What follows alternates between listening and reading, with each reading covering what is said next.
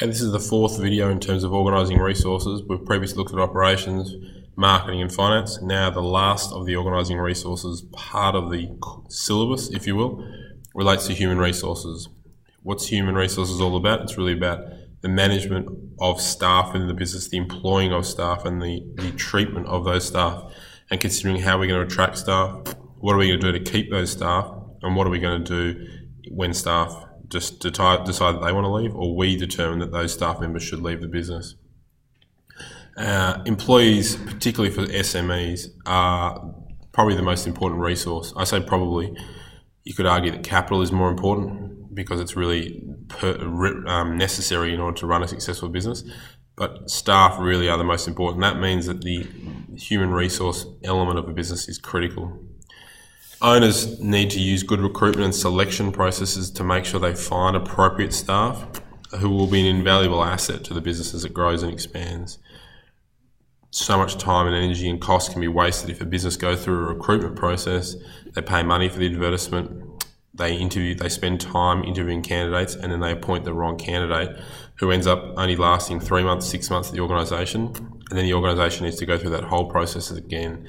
Time consuming, particularly for an SME, when the work of the owner particularly is often very time constrained. They don't have much time, and they certainly don't want to be spending overly large amounts of time on recruitment. SME owners also need to be across legislation regarding things like anti-discrimination and equal employment opportunity, and making sure that they are addressing those issues and making sure that they are an equal employment opportunity, equal employer, and that there is not discrimination occurring within their workplace. Key part of human resources is the human resource cycle, and these are just two diagrams straight out of your textbook, or a diagram and a table. What's the human resource cycle? Well, it's the cycle of staff through an organisation, the cycle of workers through an organisation. The recruitment is step one of the human resource cycle.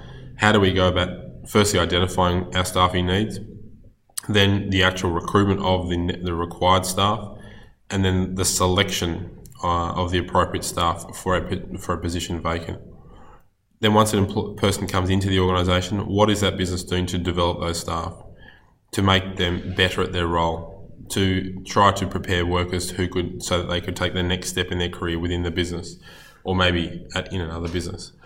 And that means providing some training, some ongoing training, and also other development opportunities for those staff members. Also, what's the business doing to maintain those workers? So in terms of monetary and non-monetary, are they going to increase their pay every year? Is that the way they're going to maintain those workers? Or are they going to provide some non-monetary benefits? A lot of organisations provide a day off, an extra day off here or there, or some organisations even give workers an extra week of annual leave every year. Things that are going to make working at that particular organisation better than working elsewhere, and it's going to help the business to maintain those staff within the organisation. And the last part of the human resource cycle relates to separation. Workers are going to leave voluntarily of their own accord. They get a job offer elsewhere, they maybe decide to retire, or they want to change of career, so they're going to leave that particular workplace and that particular industry. But sometimes that separation is also involuntary. Redundancies or even dismissal of a worker. So that separation part of the cycle is, well, how is that business going to manage that separation? And all that I've just said is in this table here, or a lot of what I've just said is in that table here. As I said at the start, human resources is so important because those workers are a critical resource, particularly for an SME, and it's a challenge for a small medium enterprise to get that cycle effective, to make sure they are recruiting the best staff, and then that they're developing those staff, they're keeping them, and if separation occurs, that they're doing it effectively, and they're also doing it legally. Okay, so that's the end of organising resources. And after this, we'll go on to this forecasting, monitoring and taking corrective action part of the course.